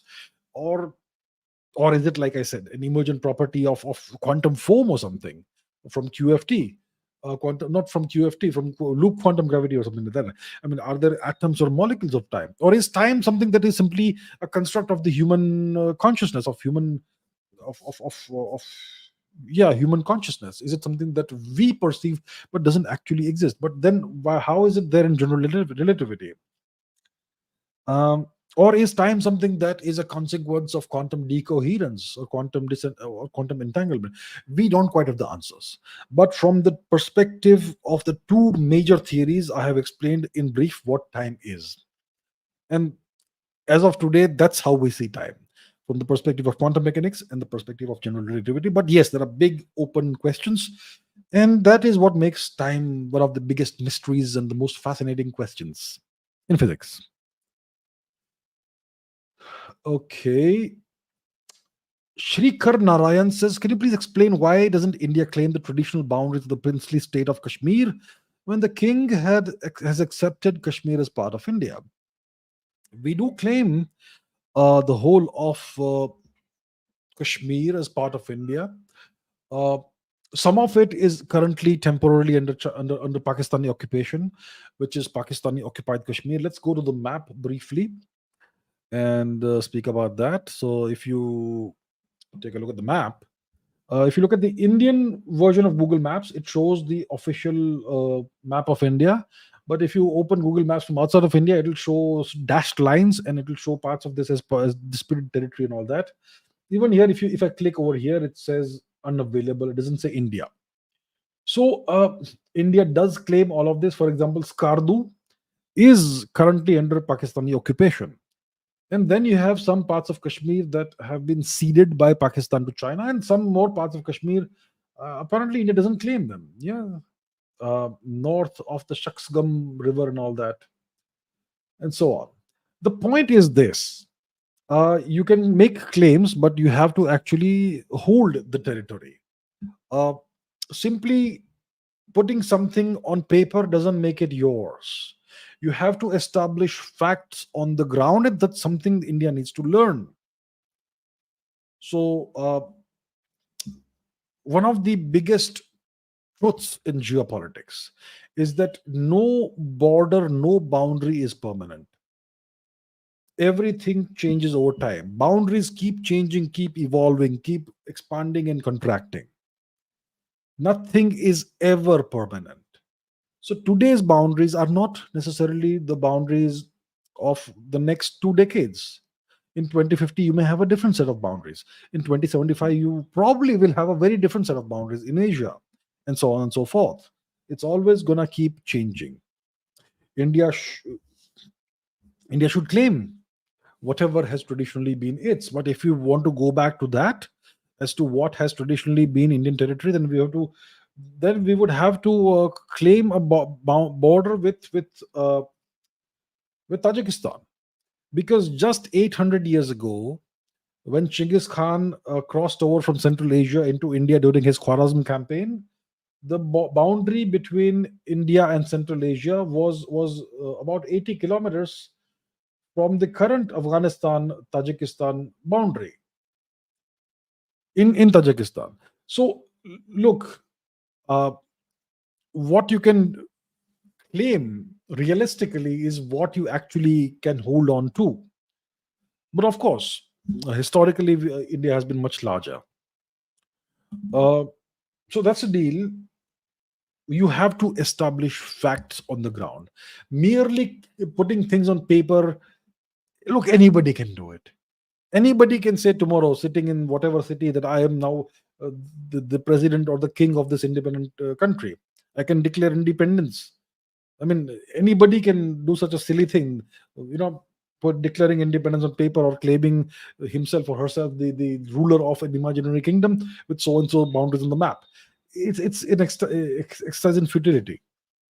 You have to establish facts on the ground, and whatever India can do.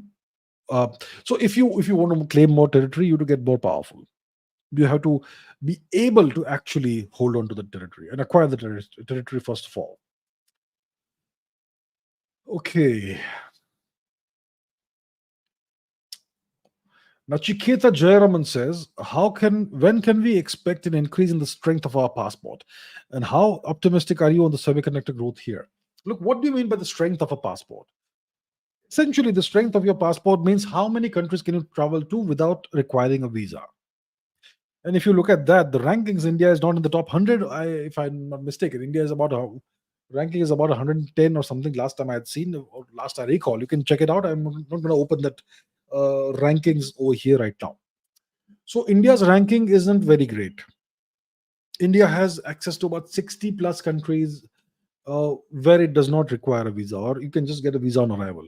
For example, if you go to Thailand, you can just go with your passport. You don't need to apply for a visa, and you go to the airport and they'll stamp your passport with a visa once you arrive there. So you don't need to pre-apply for a visa. You'll get a visa, and they'll just, because you're Indian, they'll give you a visa on arrival.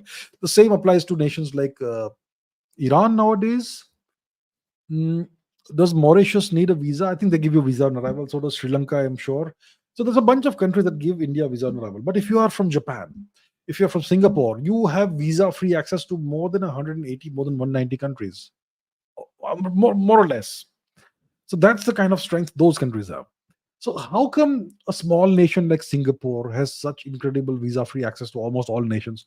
How come a nation like Barbados or whatever small nation, how do they have access to so many countries? So generally, to have more countries give you visa-free access, you need to be a country with a high GDP per capita.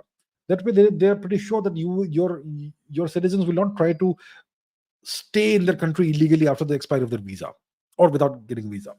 So if you are a prosperous, rich country, then it makes sense for your citizens after visiting whatever country to go back home, because your home country is more prosperous than most of the countries. So it's generally high income nations and first world countries that have strong passports. That's how it works, because other countries know that their citizens won't overstay their welcome, essentially, and they have enough waiting for them back home. So to increase the strength of your passport, you have to become a higher income country. That's what it is. So India needs to increase its GDP, which will lead to a corresponding increase in its GDP per capita. India will need to become a more livable country, a country with better living standards. As that happens, not only will the GDP per capita increase, but India's geopolitical relevance overall globally will also increase because of its increasing GDP, which will give it stronger relations with other countries. It will make India a more attractive partner more and more for other countries, which will induce them to more countries to give India visa on arrival facilities or visa free access facilities. So, to make a long story short, to increase the strength of your passport, you have to increase the strength of your economy. You have to grow your GDP. That's the simple answer. How optimistic am I on the semiconductor growth here? I am reasonably optimistic that in 20 years we'll be one of the major semiconductor powers. Not the next 2 years, not the next 5 years, probably not even the next 10 years. But I am optimistic that in the next 20 years we'll be one of the major semiconductor manufacturing countries. And hopefully in 10 years we'll be a reasonably strong country in this domain. I am pretty optimistic. Okay. Dungar Singh Chauhan says, who is the real power behind the US, if not the government? Their military bureaucracy? The government. Look, what you're asking is what matters in geopolitics is a nation's hard power, not soft power. Now, what is hard power? Hard power it's a number of factors, and all of those taken together gives you a hard power score. One is the size of your land area, second is the size of your population, third is your total GDP, annual GDP, fourth is your military expenditure per year, the fifth is the number of nuclear weapons you have, the sixth is your power projection capabilities, the seventh is your energy self-sufficiency, and so on and so forth. All of that taken together, if you add up and you create a secret sauce out of it, it throws out a number for each country, just a number, and that's your hard power score. So the US is way ahead of everybody else in hard power. So that's the real power. Okay, so that is the how the US hard power score is calculated. So it's not the size of the land area that makes the US a superpower. It's not the size of the size of the economy definitely matters. The size of their military expenditure definitely matters. The number of nukes really matters. But what makes them a superpower is their power projection capabilities. So all of that is the hard power. Now the question is, who is the real power behind the US? If not the government, military bureaucracy, well, whoever controls the US president is the real power. By now it's very clear that Biden was never running the country. He's on vacation right now. He's wearing a red MAGA hat these days, the Donald Trump hat, for whatever reason. He's clearly not running the country, the president of the US. He's essentially irrelevant now. Is Kamala, the vice president, Kamala Harris, is she running the country? She's also not running the country. So who's running the country? Somebody is. In all these years, since 2020, somebody has been running the country. Not Biden, not Kamala Harris. Somebody has been. So whoever that is the real power. Is it the military? Is it the bureaucracy? Is it whatever? I think it's what they call the US establishment, which is a combination of the military industrial complex the military establishment and the foreign policy establishment, and whoever is the real power behind that. So I don't have the actual answers. I would not even hint at what the actual answer could be, but it's a small number of people that probably is running the country and probably even owns the country. Okay. Vidhi Maniar says, my parents asked me to consider marriage proposals from abroad, but I can't breathe without Bharat. They don't force me, but don't we don't leave when our mother needs us. What would you advise on this? Oh well, um, uh, look, what I would tell you is that you have to do what is in your own best interests. You were not born.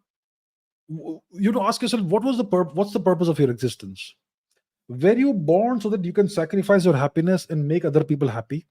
Other people who unfortunately won't be with you for the entirety of your life. The only one person who will be with you for the entirety of your life is yourself. You are permanent, everybody else will come and go. Even the closest of people, they won't be around forever, possibly. Okay, this is just the harsh reality of life. You have to face it. So, at the end of the day, you have to be happy in life, otherwise, your life will be miserable, your existence will be miserable. And just to make somebody happy temporarily, if you make a huge compromise with your life, then you will spend the rest of your days unhappy. And then what will happen is that slowly, secretly, you will start feeling bitterness for the people for whom you made the sacrifice. I would say, do what is best for yourself. In some things, you have to be selfish. So your parents want you to study very hard, get good marks, do all that. Sure, it's good for you also. But if they are insisting that you marry somebody from a different country and you don't want that, then you have to draw the line there. Tell them, I'll marry a good guy, but I don't want to go to so and so country. I'll do it here. You have to respect my choice. Maybe they think that you will have a better life abroad and so on and so forth, and whatever. I'm sure they have their own considerations, and perhaps with their greater experience, they may understand the world better than you. So, and I'm sure that they don't mean to make you unhappy, and they think that eventually you will see that it was the right choice. Maybe they think that way, but there comes a time in your life when you have to make your own choices. And I would say that if you really genuinely feel that it will make you miserable for the rest of your life, then I would say that draw a line and do what you know is best for yourself. That's what I would say. And explain to them that I'm not trying to hurt you or hurt your feelings. It's just that I can't do that. Okay. So that's what I would say. But at the end of the day, it's your decision. Don't tell them that Abhijit Chavda said this, that's why I'm doing this. But please put yourself first, especially in cases like this, which can affect the rest of your entire life. All right, ma'am, all the best. I really wish you the best in this. Okay.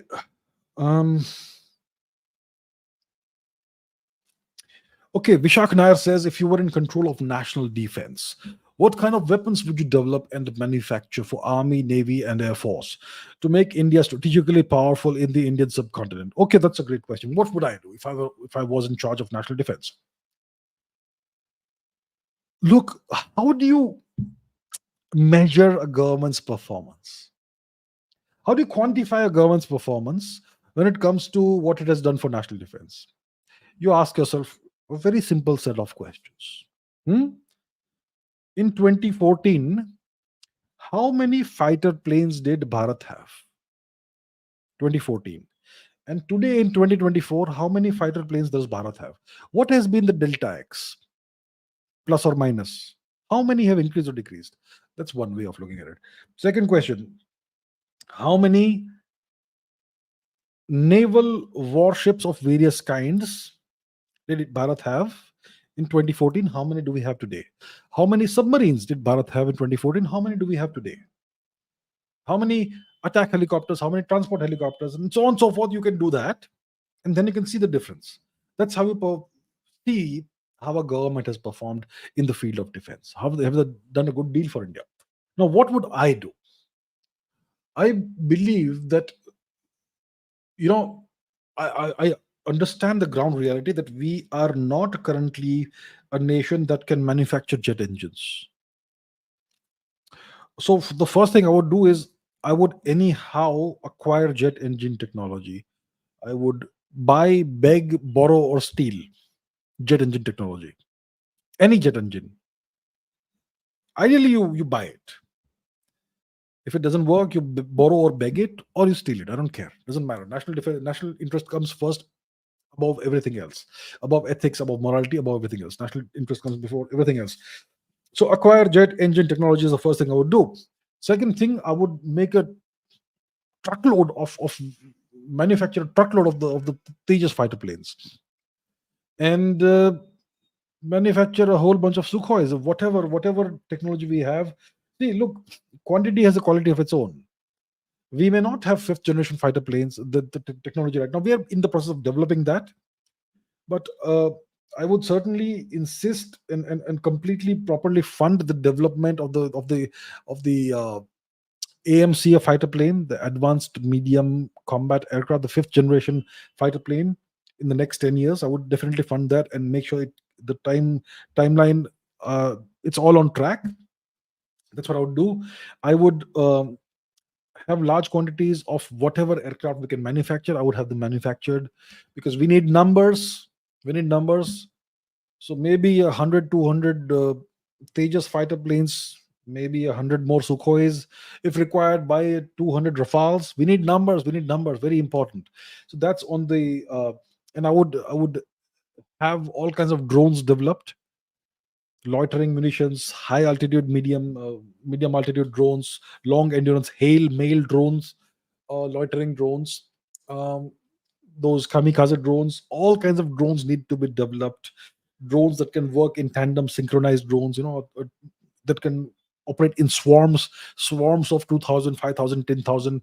Those kind of drones, I would have those developed. It's not that difficult to develop that. The IITs could be roped into that for this matter. We have very good scientists and engineers there. That's what I would do. I would emphasize on artillery, indigenous artillery, howitzers, and so on, and things like that. Missiles, cruise missiles. You need a big stockpile of cruise missiles and other kinds of missiles. Maybe 10,000, 20,000 you need for a proper extended war, in case you are in a war. Uh, um, what else? Light arms, machine guns, etc. Instead of importing them from abroad, I would have them manufactured in India. I'm sure we have good prototypes that have been developed in India. So that's what I would do. And then I would very strongly focus on the Navy. Lots of new warships. I would focus on, once again, quantity over quality. I would not say that use bad quality. I would say that, put out large numbers of warships. One class of warship that is extraordinarily deadly but kind of underregarded is the missile boat. A light, cheap boat on which you can put two or three BrahMos missiles, and you fill the ocean with those. That can completely be a game changer. It can turn the Indian Ocean region into an Indian owned piece of maritime real estate. So that is, of course, depends on the endurance and the endurance of the boats. But then you also need submarines. I would say a nation like India needs 100 submarines. All of this costs a tremendous amount of money, but we have the money. So these are some of the things I would do. And I would develop ICBMs, genuine ICBMs, not a 10,000 kilometer range, but a 20,000 kilometer range ICBM, just to have that in the bank. That's some of the stuff I would do, apart from others. And I would obviously take a look at the nuclear weapons stockpile as well. And we probably need some tweaking in that as well, perhaps. Yeah. Uh, yes, ma'am. You're very welcome. Okay, O says the meaning of life according to me. What's the meaning of life? I have no idea. Look, I mean, it's not like I have no idea. It's that the answer to the meaning of life exists at so many different levels, at a spiritual level, at a religious level, at a philosophical level, at a personal level, at a societal level, at a cultural level, and so much more. But how would I express this? How would I communicate it? Um, the meaning of life, or the purpose of life. What's the purpose of life? Look, the purpose of life, in my opinion, you can have a different interpretation or a different answer for this. From my perspective, if one day it's gonna be that it's my last day, right, on this planet, in this existence. So on that last day, if I do the calculations and the tallying, and if I find that I have given more to society than I've taken from society, then I'll die a happy guy. I'll say that yes, I've done my part. So from my perspective, the purpose of life is to give more to society than you take from society. That's the purpose of life. That's what would make me happy. And the meaning of life is I think it's to take on challenges and do something good, do something fun, something interesting, not something boring, not something routine. Do something different. Be different. Do something different. Change the course, the trajectory of the universe in some small way. That's the meaning, purpose of life, whatever you want to call it. Contribute something to society, something meaningful, something positive, not something negative, right? That's how I see it.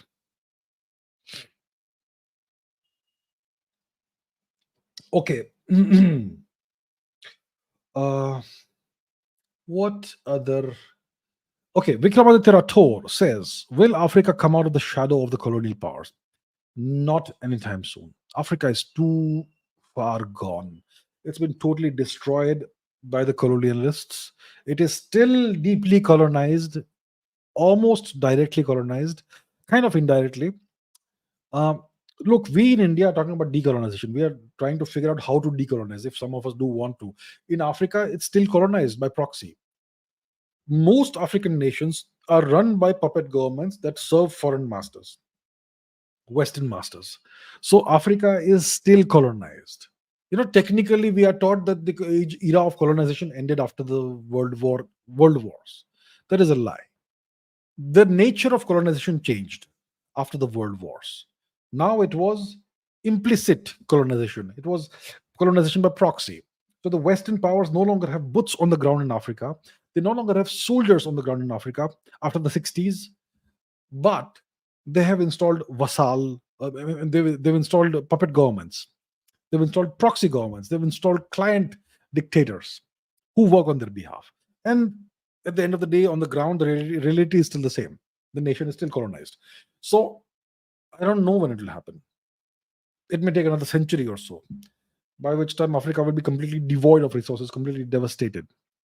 So that's how it works. The greatest sin in geopolitics is weakness.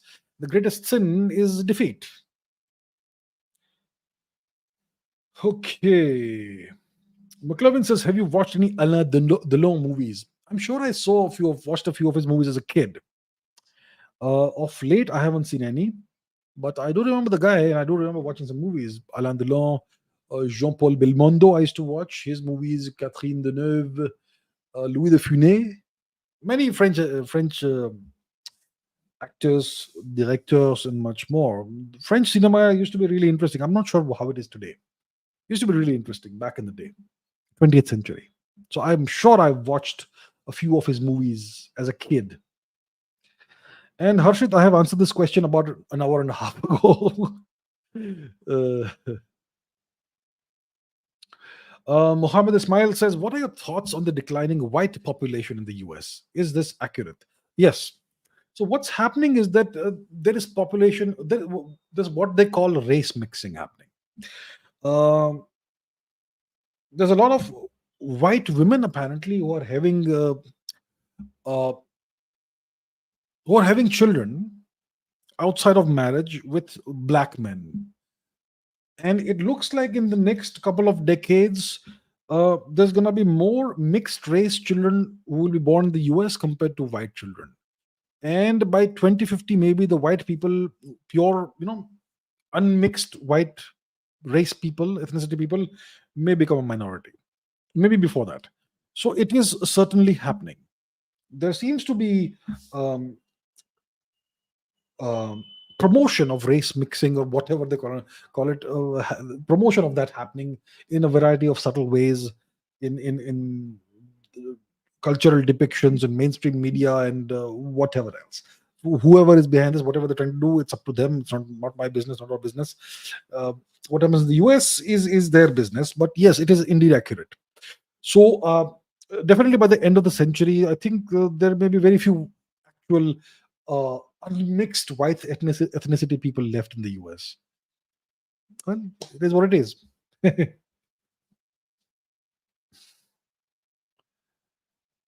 Okay, what else do we have? Shashank says, why did we not adopt a presidential system after independence? Well, it's because our so-called founding fathers, like some people allegedly call them, they decided they wanted a complete slave-like copy of the British system. So we had this, what is it called? Constituent assembly and all that, right? A bunch of people got together who were elected through the 1946 elections, in which only 13% of the adult Indian population was allowed to vote. So it was a completely illegitimate, undemocratic election held under foreign occupation. And these people were the elected representatives of those assemblies, and some were nominated directly by princely states, which were mostly puppets of the British occupiers. So that was the Constituent Assembly, and that bunch of people, they decided to draft a certain kind of constitution and adopt a certain kind of system. And the system they adopted was the Westminster system, which is a copy of the British system. House of Lords is the upper house of Parliament, the House of the Commons is the lower house of Parliament, and the overall head of government is the king or the queen.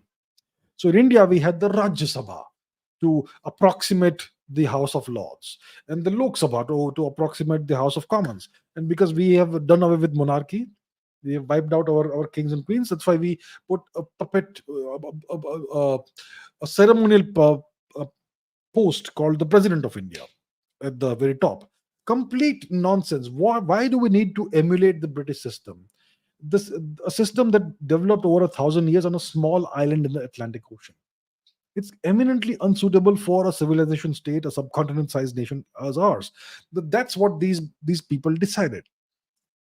They decided this undemocratically. They did not represent the people of India. So that's why we adopted this Westminster parliamentary system instead of a presidential system or whatever else. So essentially, the British they orchestrated this very nicely. They made it look like it was a democratic process. And today, most Indians believe that the Constituent Assembly came from the 1946 elections, so it's democratic. I just don't have any polite words to utter here. An election held under foreign occupation is an illegitimate election. If Hitler held an election in France during his occupation of France in the 40s, 1940s, would you consider that a legitimate election? So how can you consider the 1946 election, which the British held under British occupation, to be legitimate? That's number one. And secondly, less than 13% of the eligible Indian adult population was allowed to vote in that election. So once again, it doesn't represent the Indian population. And how can you then consider the Constituent Assembly as a legitimate representation of the aspirations and hopes of the people of India? It's a complete farce. It's a joke. And they came up with this constitution, and then they imposed it upon India undemocratically. The Constitution of India has never been ratified by the people of India. What does it mean? It means the people of India have never been given the opportunity to accept or reject this document. There should be a democratic vote, a referendum. Here's the constitution, read it. Do you accept or reject? Vote yes or no. That's how it should be done in a genuine democracy. India is not a genuine democracy. There you have it. Okay. Why are some questions being repeated so often? I mean, I answered some of these questions. Okay. Um, what else? Okay. Jack Reacher says, what's the possibility of NATO missiles deployment inside Russian territories and Putin's threat?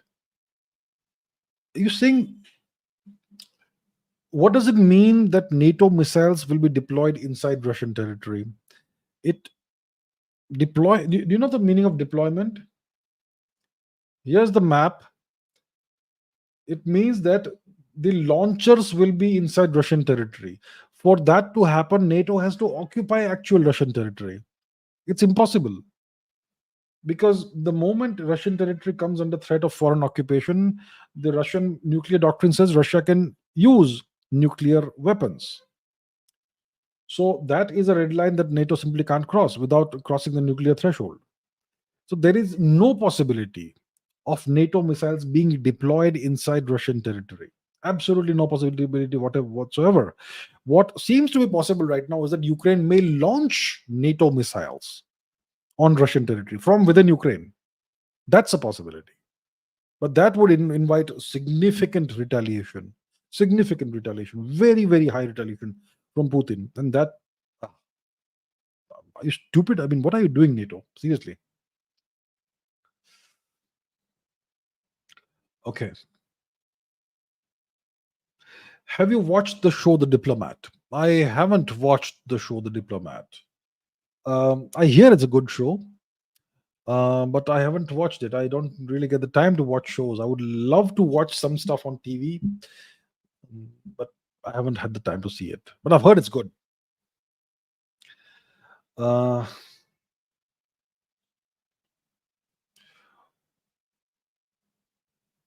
okay, what other questions do we have? Devavrat Singh says, will atheist India be more successful in the future than the religious one in the past? An atheist India will be a nation of idiots and fools, unfortunately, because atheists, unfortunately, are very low IQ people. Mm, I would not generalize it like that, but what does it mean to be an atheist?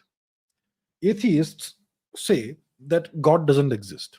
There is no divine, there is no supernatural, there is nothing that is not explained by science. That's what they claim. Everything is science, everything is the material world, everything is what we observe.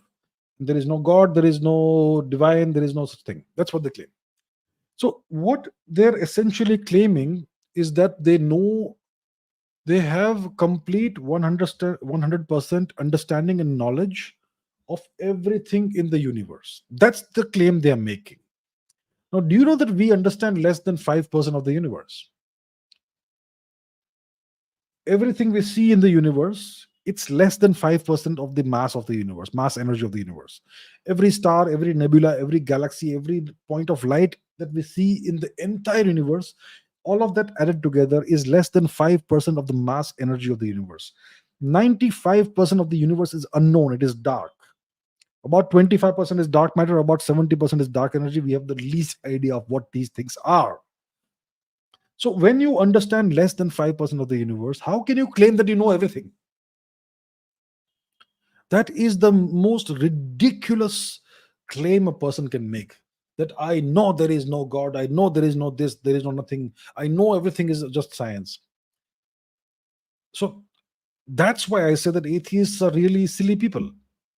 And if you have a nation of atheists, then it's a nation of people with very constrained brains and imaginations.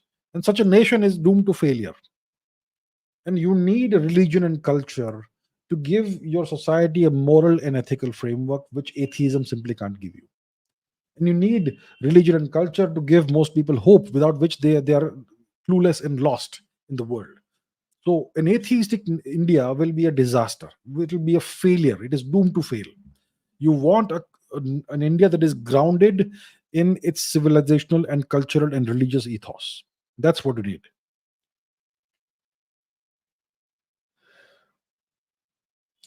All right. Um,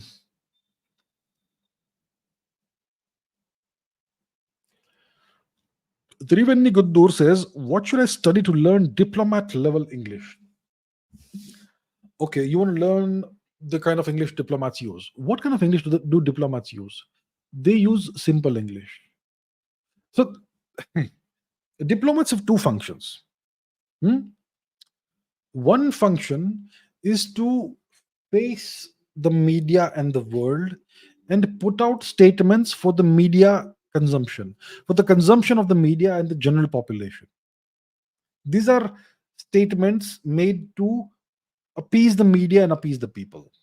That's one function that diplomats serve, to put out official statements.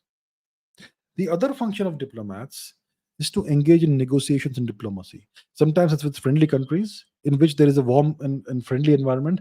Sometimes it is with hostile nations in which there is outright bullying and threats and arm twisting. So when you are facing the media and you're making public statements, you use very vague diplomatic language. You generally use language that can either have a very precise meaning, or you use language that can have lots of different interpretations depending on what you're trying to achieve. And so that is when you're facing the media and facing the public for public consumption. The other thing which you do behind closed doors, you have to be very precise in that. So you have to have a great amount of command over whichever language you're using in diplomacy. In the past, the language of diplomacy was French during the era of European domination of the world. But before that, it used to be in India and Asia, Sanskrit, and whatever. So, whichever language you use, you need to have great command over it. You need to understand the nuances in the context. You need to know how to be either very precise or to be very vague. So, how do you what should you study to learn that level of English? Well, you need to study. Well, you need to have a very good command over English for that, which means you need to read a lot, not just your newspapers and media articles and all, but even literature, even non-fiction. You have to read as much as you possibly can. You need to not just read but also write. Writing is very important in diplomacy. You have to put out diplomatic cables, communiques. You need to have a very, very strong grasp on your written communication. It has to be very precise, very, very, very, very the point. So it's not just about reading. You need to be able to read, you need to be able to write, and you need to be able to speak. Three different things. And without reading, you can't achieve any of the other two. Without reading a lot, you can't achieve a great command over spoken or written language. So the first step is read a lot. Read a lot of high quality literature, high quality publications, high quality nonfiction. Read a lot. Don't read trash, pulp fiction level garbage. Read literature. Read uh, books on history written by high quality historians. Read the history of the Cold War. Read the history of the world wars. Read the history of diplomacy. Uh, all of that stuff. So be familiar with the milieu of diplomacy, the diplomatic life, and all that. Read of authors. Do you like them or not? People like Kissinger, people like Brzezinski, and so many more. So you have to immerse yourself in this. Read a tremendous amount. Write every single day. Write 1,000 or 2,000 words every day, and keep on improving your writing, and learn how to communicate as well. Your spoken English. So it's a big task, but certainly something that can be achieved. And if you do get into the field of diplomacy, IFS, then you'll be actually trained properly in that. So yeah, that's how you do it. That's how you do it. Read a lot, write a lot, and learn how to speak. Okay. Um, mm, mm, mm.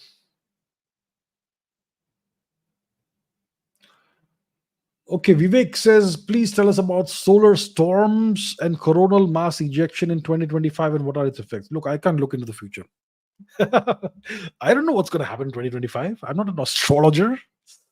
And I'm not sure if we have the scientific know-how that allows us to predict what will happen vis-a-vis the sun and its corona in the year 2025. I don't think we can, but I can explain what this is. What is a solar storm? It's, see, look, the sun is this big ball of mainly hydrogen, more than 99% hydrogen, some helium, and some other elements, a whole bunch of other elements. Hopefully not iron. No iron. uh, and it's undergoing nuclear fusion at all times. It's and the density of the sun is greater than that of water. The sun is thicker. The hydrogen soup is thicker than water. That's how dense it is. Okay, it is immense, and it's a highly magnetized star, extremely powerful magnetic fields. And these magnetic field lines of force that twist and turn, and they combine with each other, and sometimes they snap off. And that's how you have these prominences, solar power prominences, which are uh, these layers of plasma that loop out of the sun's surface, and sometimes they get thrown out.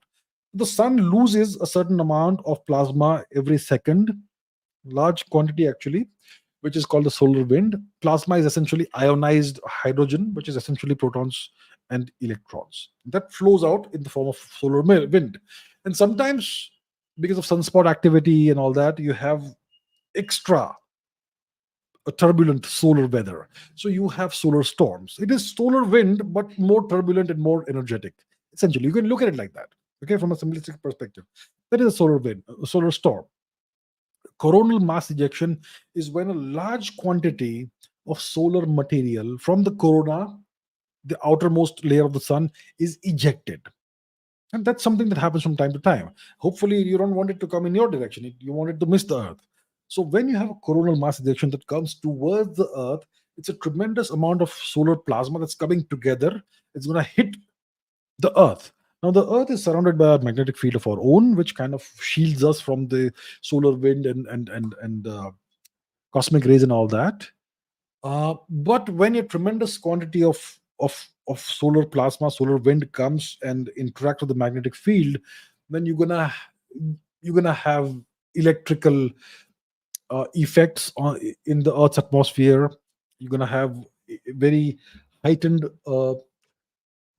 aurora activity near the Earth's poles. The last time there was some such thing, we actually saw auroras from Ladakh in northern India. And a strong enough coronal mass ejection can actually end up damaging or destroying electrical and electronic infrastructure on the surface of the Earth. Um, and it's going to happen someday in the future. Maybe next year, maybe next decade, maybe next century. It's going to happen. It's inevitable.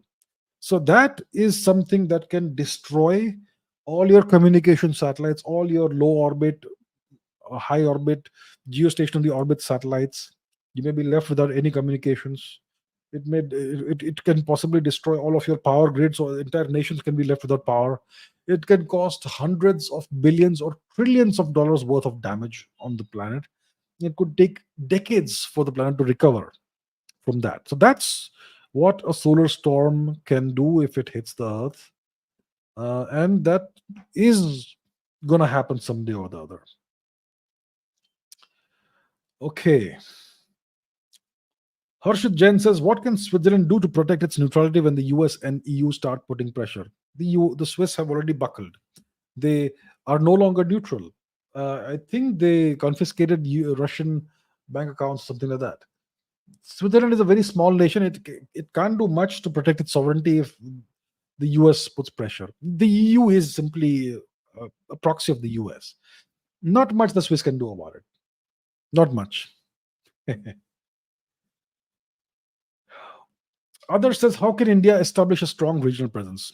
By investing in power projection capabilities in the regional domain, which means submarines, an augmented navy, large quantities of fighter planes, drones, and the ability to do cross-border strikes in a variety of ways. All of that. For that, you need money, which means you have to increase your economic output, your GDP, annual GDP, and you have to invest a larger percentage of your GDP into your defense budget.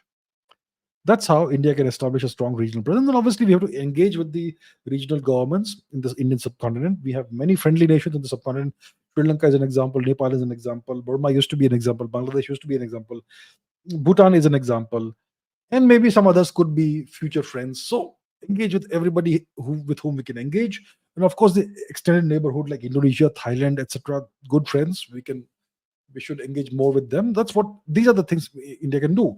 So invest in the military power projection capabilities, invest in a stronger space surveillance network, military satellites, all that, and also engage with friendly nations and like-minded nations diplomatically.